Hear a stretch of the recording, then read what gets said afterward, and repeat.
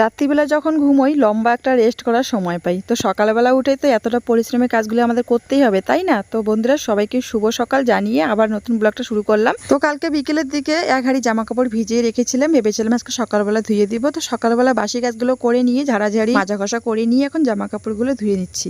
গ্রামের লোক হোক বা শহরের লোক হোক, সংসারে সবাই কিন্তু খেটে খায়, সবাই পরিশ্রম করে খায়, কিন্তু গ্রামের কাজগুলো একটু একদম অন্যরকম, মানে পরিশ্রম একটা বেশি। এই যে কলপাম করে ধোয়া মোছা এইগুলো কাজ সম্পূর্ণ করতে হয়, আর এগুলো করতে গেলে কিন্তু আমাদের শরীরে বেশি পরিশ্রম হয়ে যায়। তো তার আগে বলি যে একটা বোনু আমাকে বলেছিল, দিদি তুমি কোন সময় ভিডিও দাও, আর কত মানে বড় ভিডিও কয়দিন পর পর দাও, ছোট ভিডিও কয়টা দাও দিনে। যাই হোক, ছোট ভিডিওতে বলা এটা একদমই সম্ভব না। মিনি ব্লগে যতটুকু হয় 1 মিনিটে 59 সেকেন্ড বা 58 সেকেন্ডের ব্লগ থাকে, সেখানে বলা সম্ভব হয় না। তো আজকে বড় ব্লগে বলে দিচ্ছি, আমি দিনে চেষ্টা করি 2টো ভিডিও দেওয়ার। বড় ব্লগ যেদিন দেই সেদিনকে একটা করে মিনি ব্লগ দেই, আর যেদিন বড় ব্লগ দেওয়া হয় না সেদিন করে 2টো করে শর্টস মানে মিনি ব্লগ দেই। তো আর সময়টা হচ্ছে কোন সময় ভিডিও ছাড়ি, 5টার দিকে একটা ছাড়ি আর 6টার দিকে একটা ছাড়ি, এরকম করে। আর ব্লগ হলে আমি দুপুর 1টায় ছাড়ি। আর আজকে দেখো কি রোদ্দু উঠেছে, তো জামা কাপড় মানে শুকোনো নিয়ে এখন চাপ নেই, যে রোদ্দু থাকে মানুষ পর্যন্ত শুকিয়ে যায়। তো এখন মেলে টেলে দিয়ে আমি এখন স্নান করতে যাব। সম্পূর্ণ কাজ তো হয়েই গিয়েছে, শুধু এখন জামা কাপড়গুলো বাকি আছে। তো মেলে দিয়ে স্নান করে চলে আসলাম। আর আজকে হচ্ছে বারের দিন, নিরামিষের দিন। তো ভাবলাম যে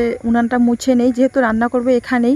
আর না মোছা গ্যাসটা কিন্তু মোছা হয়েছে সকালবেলা, সেটা তো দেখাতে পারিনি। আর প্রত্যেকটা ভিডিওতে সবটাই দেখানো সম্ভব হয়ে ওঠে না, জানোই তো। মানে যে তাড়াহুড়ো মনে কাজ করি, মানে সকালের সময়টা এত তাড়াহুড়ো লাগে না, মানে তখন মনটা চায় না যে কাজটা আগে করবো না ভিডিওটা করব, মনটা যা কাজটা করে আসি। আর মাঝে মাঝে না শরীরটাও সায় দেয় না।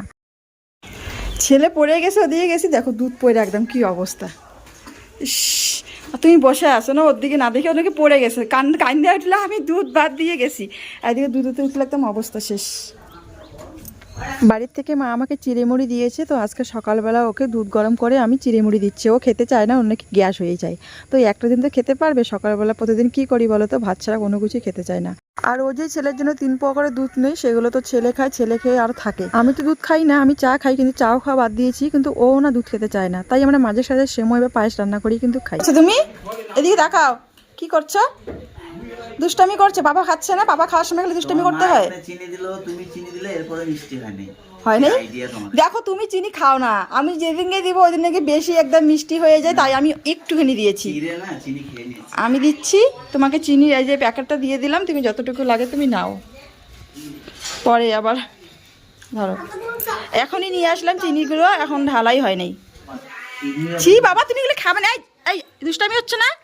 এই তাকাও দিকে, এই তাকাও দিকে, তাকাও তাকাও তাকাও, এই দিকে তাকাও।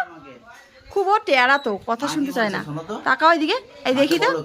গুড মর্নিং বলো, তোমরা সবাই কেমন আছো? তাকিয়ে বলো। ও ধৈর্য নাই, ও অধৈর্য লোক। ও খালি ভাবে যে কখন আমি দুষ্টামি করতে পারবো, ঘুরতেই থাকে। ও ওই জন্যই কথাটা ঠিকভাবে বলতে চায় না, মানে মনটা। হ্যাঁ দাও, চিনি দাও, এখনই নিয়ে আসলাম, না হলে ফুটো করলে একদম সব পড়ে যাবে, 10 টাকা আমার চলে যাবে। আর কাঁঠালটা দেখো পেকে গেছে, কাঁঠালটা নিয়ে আসো, একদম রস বেরোচ্ছে। কাঁঠালটা তো ভাঙতে হবে, ভেঙে বিচিগুলো নিতে হবে। আমরা বিচি ভক্ত লোক, কাঁঠালের বিচি। ঠিক আছে, আমি দিকে আবার উনানটা জ্বালাবো এখন।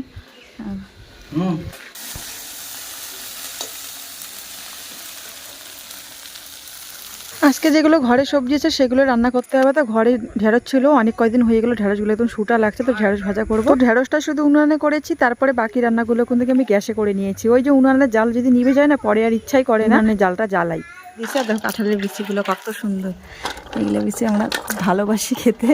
আর এখন কাঁঠালের বিচিটা নিয়ে এসে বড় গামলা ঢেলে রোদে মেলে দিব। এই কাঁঠালের বিচিগুলো যখন শুকোবে তখনই কিন্তু ভাজা খেতে টেস্ট লাগে।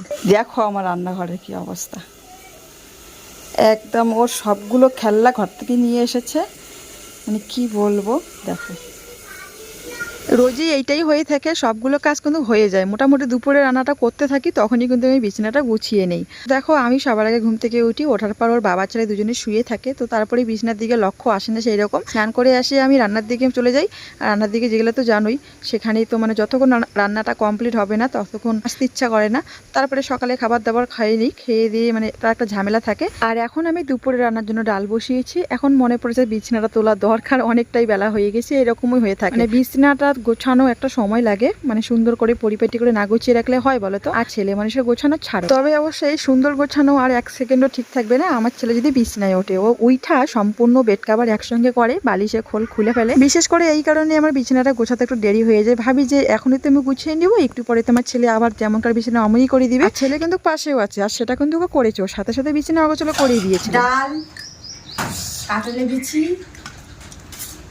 আলু ভাজা, আলু সোয়াবিন, ঢেঁড়স ভাজা, নিরামিষ, অনেক কিছু।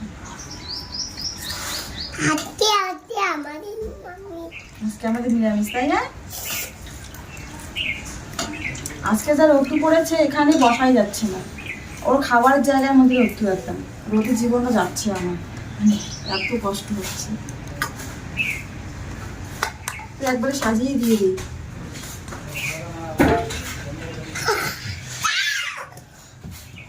তুমি এখানে আসবে না রোদের মধ্যে।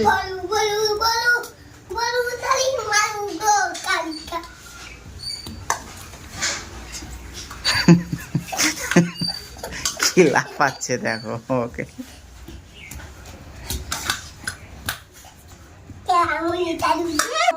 ছেলেকে আজকে আগে খাইয়ে দিয়েছি, আর এখন ওকে খেতে দিয়ে আমি খাবো পান্তা ভাত। কালকের অনেকগুলো ভাত আছে। গরমের মধ্যে খাবে নাকি পান্তা ভাত? কি গরমই তো পান্তা ভাত অবস্থা! ভালো। এই যে দেখো কত ভাত আছে, ভাতগুলো ফেলে দিয়ে কি করবো বলো তো? যেমন থাকে না তখন তো আর জানি তো ওটা দাও, আমি খাই। না, না তোমার জন্য ভাত আছে, তুমি কি এত বেলা এগুলো খাবে নাকি? আমাদের ঠিক আছে, ঠিক আছে। যেটা ভালো বোঝো। পান্তা ভাত খেতে কিন্তু খারাপ লাগে না, আরও বিশেষ করে এই গরমের দিন যদি পান্তা ভাত থাকে, তার মধ্যে একটু কাঁঠালের বিচি ভাজা, একটু আলু ভাজা, তার সাথে বেশি করে লঙ্কা পেঁয়াজ নিয়ে। আজকে তো নিরামিষ, আজকে পেঁয়াজ খাবো না, কিন্তু খুব ভালো লেগেছে খেতে। তারপরে খাওয়া দাওয়া সেরে নিয়ে এখন জামা কাপড়গুলো তুলতে আসলাম। সকালবেলা ধুয়ে দিয়েছি, সেগুলো এখন শুকিয়ে একদম ঠনঠনা হয়ে গিয়েছে। বললাম যা রোদ্দুর তাপ পড়েছে, মানুষ পর্যন্ত শুকিয়ে যাচ্ছে, এতটাই গরম। আর জামা কাপড়গুলো মনে হয় কালারগুলো নষ্ট হয়ে গেলো। যাই হোক, তুলিয়ে রাখছি। তো আজকে ব্লগটা এই পর্যন্ত, দেখা হবে আবার নতুন কোনো ব্লগ। টাটা।